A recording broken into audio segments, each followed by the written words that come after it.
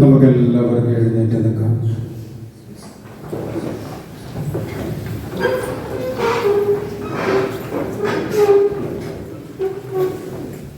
ജീവിക്കുന്ന ദൈവത്തിലേക്കൊന്ന് നോക്കുക. സ്വർഗത്തിലെ ദൈവം ജീവന്റെ അപ്പമായി നമ്മുടെ മധ്യയിൽ എഴുന്നള്ളിയിരിക്കുന്നു.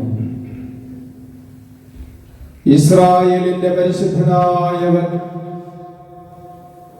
സർവമഹത്വത്തോടെ ഇതാ നമ്മുടെ മധ്യയിൽ.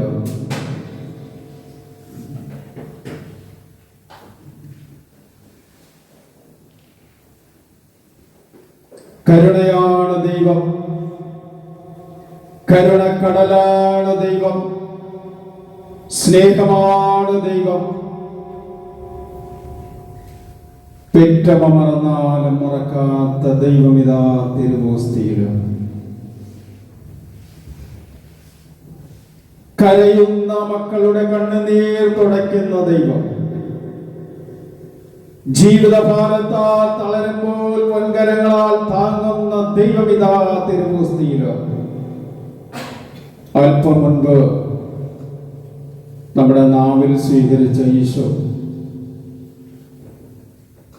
സ്വന്തം മക്കളെ എന്തുമാത്രം സ്നേഹിക്കുന്നുവെന്ന്,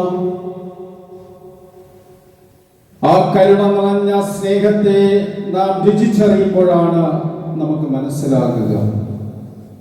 വീണ്ടും നമ്മെ കാണുവാൻ ജീവന്റെ അപ്പമായി എഴുന്നള്ളി വന്നു.